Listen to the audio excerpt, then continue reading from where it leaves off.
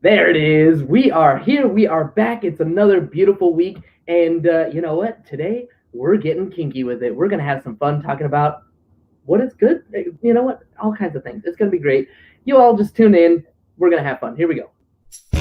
Practicing Polyamory, real-life perspectives from the imperfect people of polyamory. The mission of the Practicing Polyamory podcast is to provide a platform for all of the real-life, flawed humans that practice polyamory so that we might all learn from one another and grow as a community. Enjoy the show.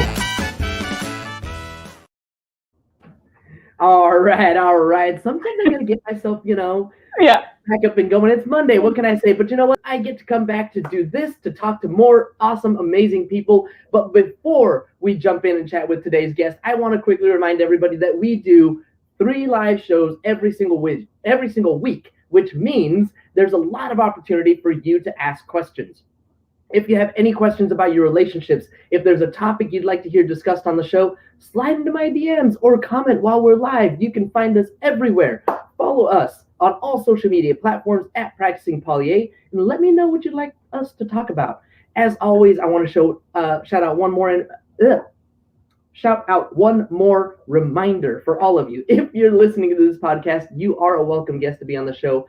We're here to share our imperfect stories, and I want to get as many voices as possible to speak to, because I know that the more stories we hear, the more others will see us in themselves, and the more representation we have, the more we can strengthen our community. So go to practicingpolyamory.com and sign up today. All right, everybody, that's my spiel. Now to the best part of the show. Let's introduce our guest.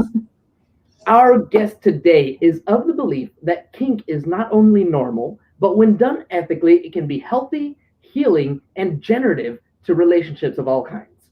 As a mental health provider who believes you are the expert in your own life, our guest provides the tools, resources, and skills to meet you where you are and guide your footing along your kinky journey. Our guest is gender, poly, and kink affirming, and whether you're dipping your toes into kinky exploration, or if you're a seasoned kinkster, or maybe you're working through breaches of trust and kink slip-ups, either way, our guest can help you find the path to becoming who you want to be. I'm super excited to chat today with this nerdy, geeky, anti-racist, decolonialist, world traveler, and therapist.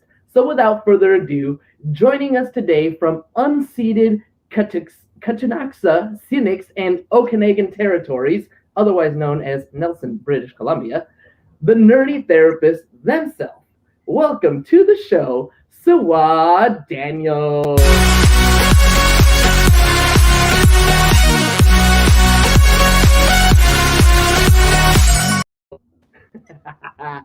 All right. Yeah. We're up, we're rocking, we're rolling. Tell me everything I need to know about the nerdy therapist. Ready? Yeah, so when it that's no pressure, right? Counseling, mostly because there was, from where I was sitting, a lack of kind of poly, kinky, LGBTQ representation in mental health and counseling, and through doing my master's, also kind of tuned into the fact that a lot of us are pretty nerdy and have our things that we geek out over. And there's a lot of ways in which that can be pulled into therapy and make it so much more fun. Because who wants to sit there and talk about their problems when we can play games and figure out the problems through playing games, or, talking about characters in TV shows, movies, etc. that have resonated and why, and then draw the parallels from that to personal life.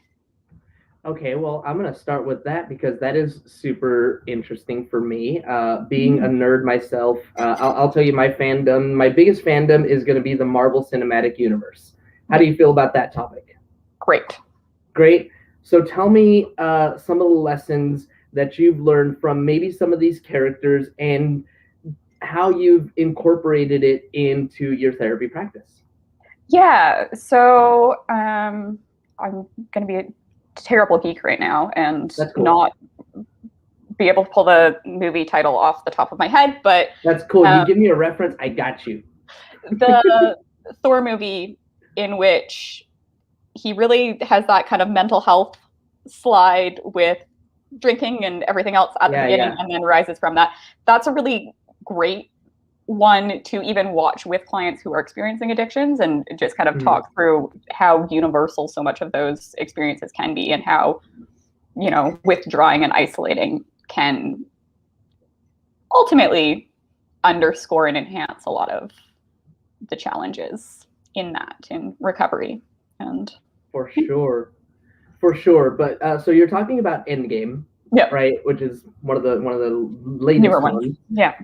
And what I love about Thor's story in that, the part that always stands out to me is even though he's going through all of that, even though he's depressed and, you know, he's fat Thor now, and he's not the ripped, toned, you know, hero that he was 5 years prior, he still holds out his hand and Mjolnir comes to him, and because he's still worthy. So all of this depression, all of these things don't make us unworthy, right? Totally. 100%. Totally. All right. So tell me a little bit more about yourself. What is it that inspired you? I mean, you said that there wasn't a lot of kink and polyam representation in the therapist world as you saw it. Yeah. So what made you choose therapy at all? Yeah, so it's kind of interesting for me. I found probably for the last close to 20 years at this point, I've been that person for my friends, acquaintances, family, whenever they're going through something, whether it's relationship based or not. I'm the person that they come to and are like, oh, can you like give some insight on this? And I find helping people to be really generative. End of the day, going home, I don't feel like I spent a day working. I feel like I connected with people in different ways, and it's fabulous if it's a good session in which they end up feeling better. And not every session is that way, but it's something that ultimately energizes me and brings me joy. And doing that in the niche that I do also means that I get to kind of nerd out on things that I have fun talking about anyway. So and get paid for it. Get paid for it. Yeah, you can't lose. Can't lose.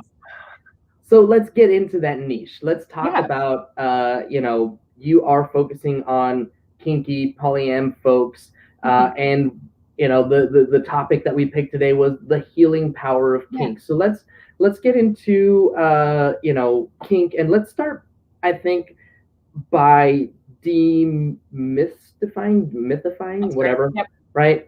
Talk about some of the things that some of the common myths around kink and why they're not true.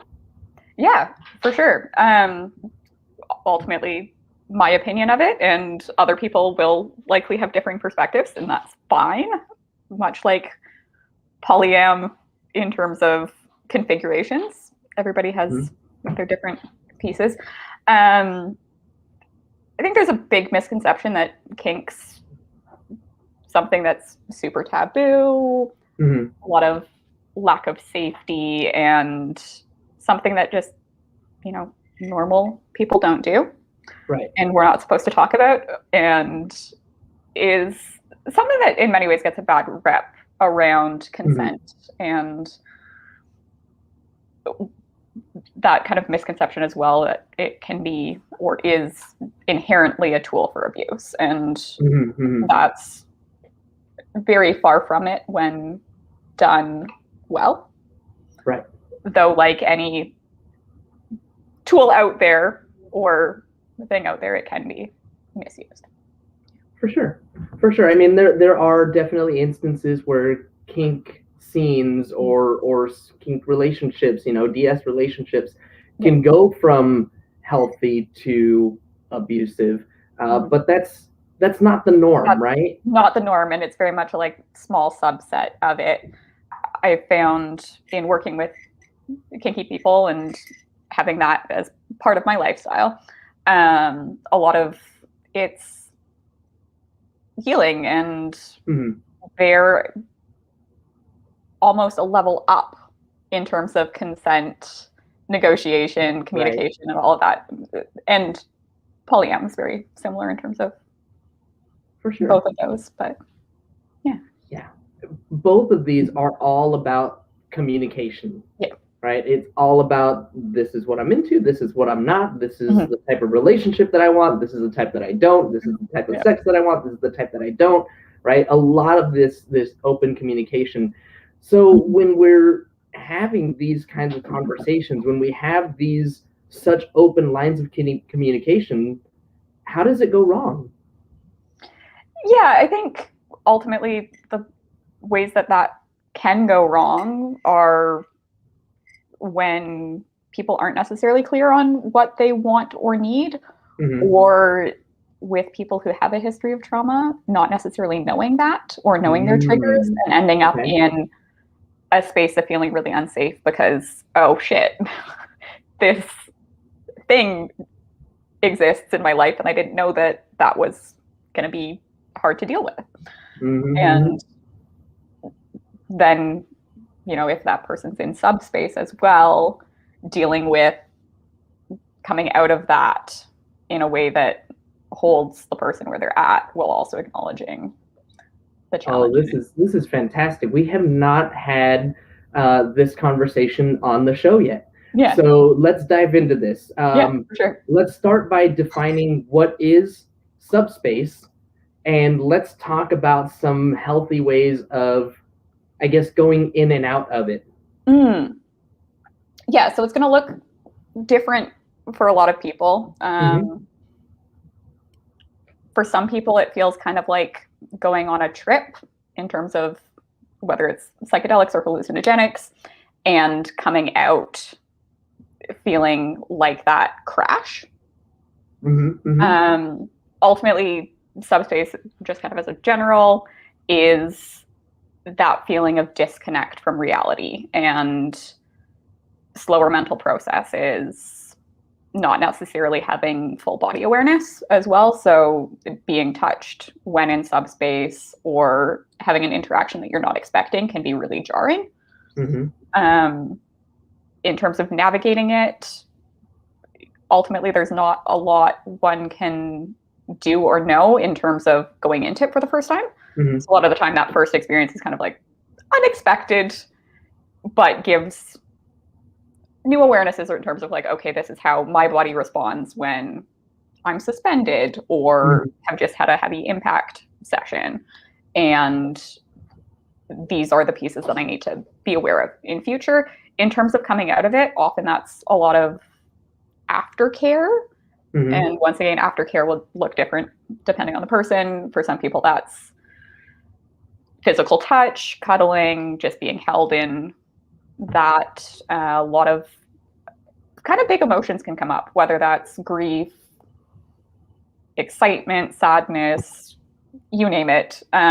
Just because it's a lot of chemicals that have gone through the entire system. There's a bit of a, like, adrenaline hit, dopamine, serotonin, all of it. So much like a trip, in other words. That kind of whole up and then down and out. And other pieces in terms of like navigating it when coming out or coming down from it is, acknowledging, much like love languages, each person's going to need something different. For some people, that's going to be a, like, let's have a cup of tea and talk about what happened, or, can you go get me my favorite blanket and bring me chocolate and I'm good, or whatever. And so that's also a conversation to have, like, if going into a more intense scene, knowing what is needed after as well as during. So some people go nonverbal during, and having that conversation around consent is also like, okay, if you're nonverbal, what's your yes, what's your no, what's the, like, we should check in and see if things need to be adjusted. And often that's going to be hand signals, common ones, tapping out, whether that's 3 to whatever body part the person in subspace can reach.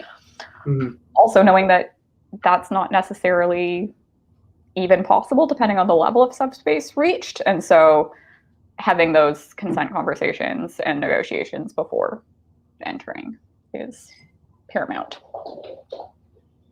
I'm just like listening to you, and this is my reaction right now.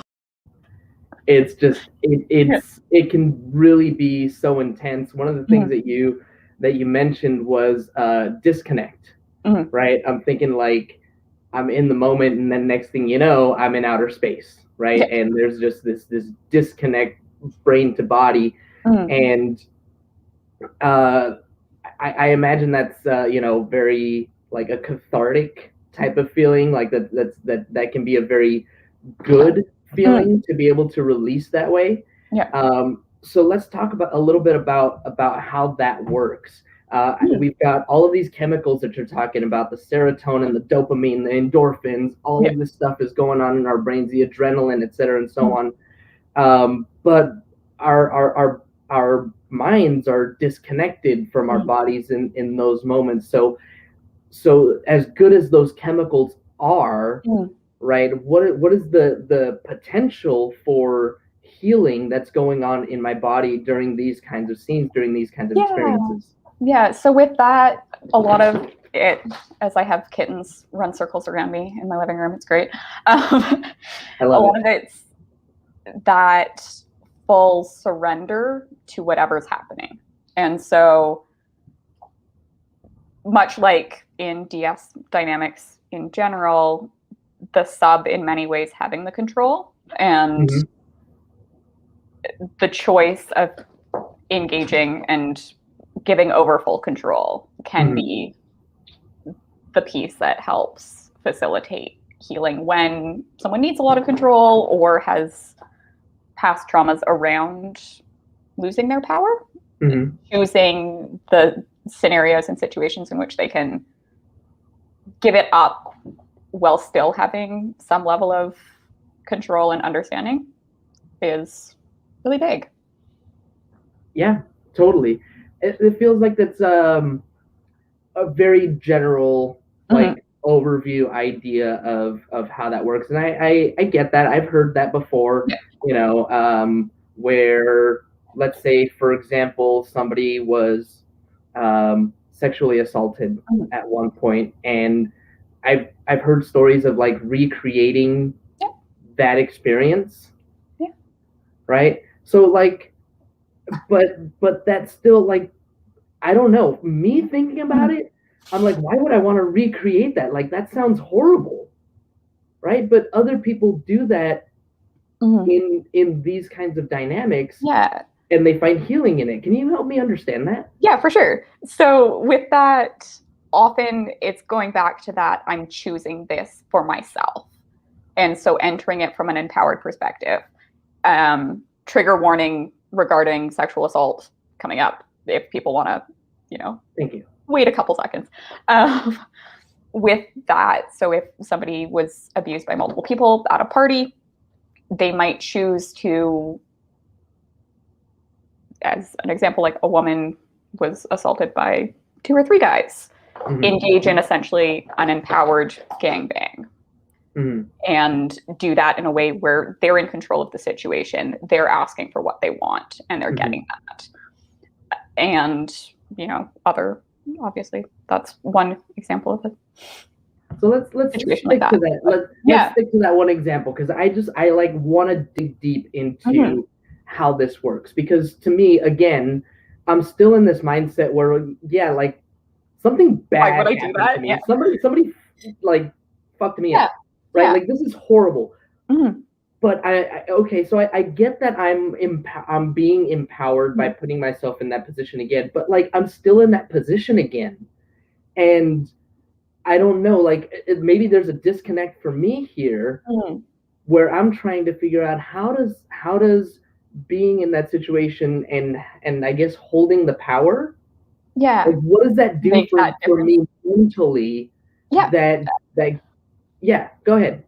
Yeah, so with that, it's kind of a through the fire moment, if that makes sense, where with some trauma, and really depends on the person, some people re-exposing or re-experiencing is like, we're not going to touch that with a 10-foot pole. Others find it really helpful. And in a situation like that, going through it and experiencing different is what makes it possible to heal. So it's going through it and being like, okay, I'm fine. That was fun. And what's next? Instead of going through and having that same experience of like, I have zero control in this. I don't want to be here. When is it going to end? Also, actually like not doing subspace or entering that zone while doing that, because in that way, it also provides the opportunity to be fully present. Often with sexual assaults, there's a dissociation that happens where once it hits a certain point, the person checks out. And so making sure that that element's not being brought in. Oh. I imagine that that's kind of hard to figure out without trial and error. It can be, yeah. There might be situations where you hit that trigger and all of a sudden it's like, oh crap, I gotta back out. Yeah. Safe word time. Yep. Lots of aftercare.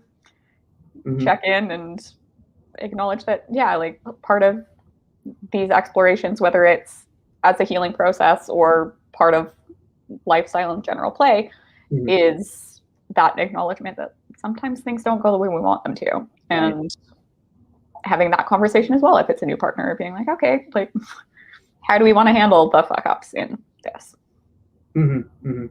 Absolutely. Okay, so I have a pretty good understanding of that. I think I'm thinking of like there's this freeway exit here in San Diego that like it was like the first date of my first love, right? And so like every time I pass by it, like I recognize it. And I remember, you know, being with somebody else and I'm like, I need to rewrite this memory. Let's go to this exit and like hang out there or whatever. It didn't work. No. Right. So that's why I'm like, I'm trying to figure it out. But in this instance, it's like rewriting it in a way that the person that was assaulted actually has the control of the situation. And that is, people do find that helpful. What about in situations where, I mean, this is just, you know, people who have gone through some kind of assault like that. What about others who haven't gone through any kind of assault? Like what kind of healing is available through kinky relationships that doesn't have to do with somebody, you know, fixing a traumatic event like that? Totally. For some people, it's playing more with power dynamics. And so someone who might be really dominant at work, whether that's, you know, a boardroom CEO or someone who's running their own business and doing that, might want to be really submissive in the bedroom or in kink because it's then an opportunity to check out, not be the one having to do all the things, track all the things. And so finding that kind of lifestyle balance in it. For other people with rope, for instance, there's, if it's just even floor work or binding options, there's healing or comfort in having the senses heightened because your body becomes very aware that like, okay, I am essentially unable to run away or defend myself if something happens, and that kind of sharpening of the mind. Ooh. Okay. So there's that. Others, there's healing in terms of impact, because for some people that can bring out emotions or grief that isn't able to be tapped in without the physical pain element. So hitting a certain pain threshold can essentially trip the like, okay, I'm now bawling and just need to be held, because that was essentially what needed to happen for me to feel okay, being open and transparent. That's interesting. I'm sitting here thinking about I've all right, so growing up, you know, I get told that boys don't cry, right? Los machos no lloren, right? That's what my grandpa always said. And so I grew up with this idea of just men don't cry, and it wasn't until I mean, I was still an emotional kid anyway, and I've just been getting more and more comfortable with that idea. But for those men who continue to hang on to it, and I mean, men are just the one that get told this, like getting into this kind of relationship and getting to that point of that pain threshold could give them that opportunity to let that emotion out, because there is, I've found, power and healing in that for sure. Yeah. So that's super cool. Let's see. Subspace, dom space. Is there such a thing as dom space? It's different. I haven't heard it used in that way or like that term before, but there definitely can be that high of having power and control or feeling like one does, which I think in some ways comes out more if it's a switch dynamic, because there's the play between the two that really enhances the experience of both. But ultimately, there can be that kind of rush of, I get to do what I want to this person in front of me who is fully consenting to, X, Y, Z, and having play within that. So you haven't heard that term dom space, but you have heard dom drop. Yeah. Can we talk about that a little bit? Because I mean, it's we had the subspace, and we know that if we get too far on in subspace, then our sub is going to need to tap out, and there's going to be that aftercare that's going to be needed. Dom drop, basically the same, but I got to think that there are some kinds of differences in the way that you might approach the healing or the aftercare. Yeah, so I think that's a fascinating topic to get on, because as doms, I think there's that kind of perception that they need to be the rock. And so feeling the pressure to take care of aftercare on their own, or even potentially with someone else, and feeling like, oh, I have to go like do the thing on my own because I can't put this on the other person who I've just topped. And so that kind of shame piece around it, I think it's also quite common to end up feeling a lot of shame anyway afterwards, especially if playing with more of the edges around kink and ending up in that kind of like, oh God, what did I just do? Right. So playing more with the like shame and guilt side of things as the drop than the chemical side of things. But there is still the chemical drop. So there is actually like there can be. It depends on how like power high the person gets. But there can be that kind of like, did all the things, that was a lot of fun, and now I'm back to engaging in like everyday whatever and feeling that kind of sense of loss in many ways. Ooh, tell me more. What, a sense of loss? Yeah, so I think ultimately both dom drop and subspace and subdrop can experience similar things in that regard, because it gives such a like complex range of emotions or chemicals. There's that potential to, after a session, feel like there's something missing or feel that kind of deep sense of grief and loss, much like a really intense session between the sheets can bring up that kind of like, oh, that was a lot, and now what do I need, and that kind of figuring out. And also something that I didn't mention earlier with both of those, mostly more the sub drop side of things, that can last a really long time for some people. So for some people, that's a like you need to check in with me 24 and 48 hours from now, because I'm still going to be emotionally raw and potentially need things from you. Okay.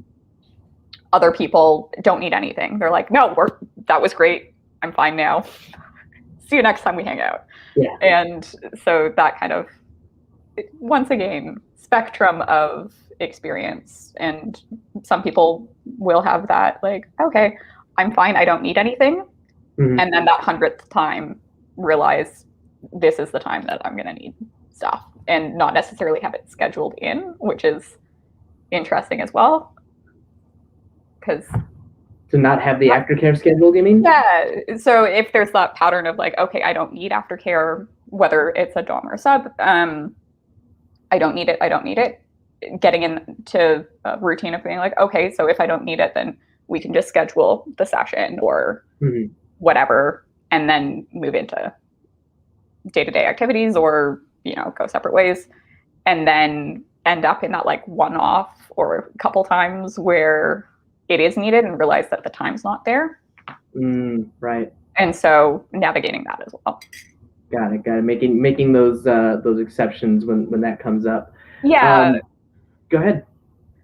Or that being the beginning of a conversation. Once again, communication. Yes. The answer to everything. Hey, so this came up for me after you left, and wondering if there's like a half-hour contingency plan we could have, or whatever, in case it's needed in future. And more often than not, it's gonna be like, totally makes sense. Oops. Yep. I love it. One of the things that you were talking about as we were having this discussion around dom drop is that there's a lot of shame for the dom, and uncertainty, fear, anxiety, whatever, when it comes to expressing those needs. So speaking directly to those doms that are experiencing the drop and are afraid to reach out for whatever reason, what do you want to say to them? Yeah, I think it's being really clear with yourself what you need in those moments. And so that might be having a conversation with the sub, and it might mean you have to take care of their needs first, and then have a conversation about like, hey, this is what came up for me in this session. What was your experience of it? And working through that way. It might also be, if it's a sub that's not comfortable having that conversation with you, having that list of, 1 to 5 friends that you could either meet up with right after or call and essentially debrief or have a couple session, whatever is needed. So almost creating kind of that emotional safety plan. Yeah. And having that on hand. Yeah, it sounds like maybe a little bit of building community. Yeah, it's totally okay to be experiencing all of that. It's normal. It's not a like personal thing that's just you. And also that acknowledgement that a lot of aspects of BDSM fall outside of those societal norms, whether that's, marking impact in whatever form, knife play, blood play, etc. And so having those, should have trigger warning that, sorry. Having those kind of conversations, and also acknowledging that like, yeah, we have a lot of pressure societally to essentially conform, and anything that falls outside of that has the potential to bring up a lot of shame, guilt, and to some degree repression, especially at the beginning of exploring things, just realizing like, I don't feel comfortable doing this, or feeling into that and finding that line of like, okay, is this just kind of fantasy in my head, or is this something I genuinely want to work through and engage with? Got it. So this has been very enlightening, very fun, and 30 minutes passed by a lot faster than I realized. So before we head out of here, I just want to ask you if there is anything that I missed, if there's anything that you wish I had asked, or if not, some final thoughts for the audience. Yeah, I don't think there was anything really missed. Obviously, it's kind of a cursory glance at what this is, and we only got 30 minutes here. We only have 30 minutes. Yeah, this is like a multi-day workshopping event. Totally. With that said, I think underscoring that it's normal, it's fun, and also that kind of communication piece of let's talk about safety, let's talk about the risks, let's do all the like boring things or things that take us out of this space before we're in it, and then being in it means that there's so much more possible.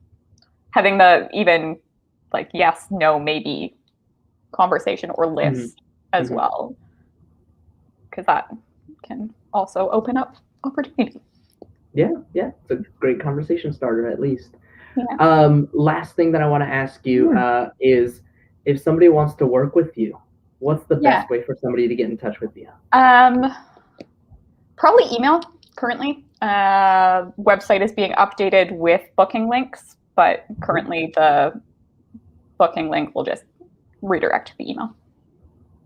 Got it. Should people follow you? They certainly can. Happy to engage in all things kinky, polyam, and neurodiverse on social media. And where can they find you? They can find me at The Nerdy Therapist on Instagram, at Sawah Danniels on Facebook with The Nerdy Therapist as the title. It's a black and white logo, set of glasses as the icon, and website, thenerdytherapist.com. Perfect. All right, so well, like I said, it has been an absolute pleasure to get to know you a little bit, to chat with you some, and to dig into all these things about kink. It's been great.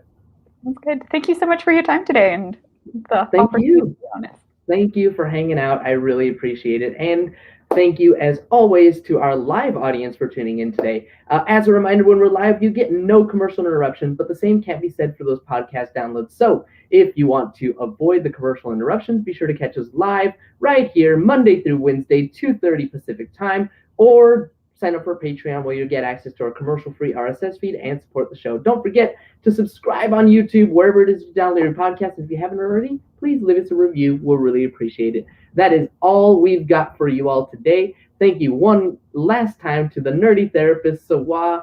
Thank you so much for spending some time with us. And until the next time, everybody. Have a nice day! Thank you for tuning in to the Practicing Polyamory podcast. Would you or someone in your polycule like to be a guest? Sign up at practicingpolyamory.com and join the conversation. Please support us by subscribing, liking, and following us on social media at Practicing Polya by clicking any of the affiliate links on our website or by subscribing at patreon.com/practicingpolya.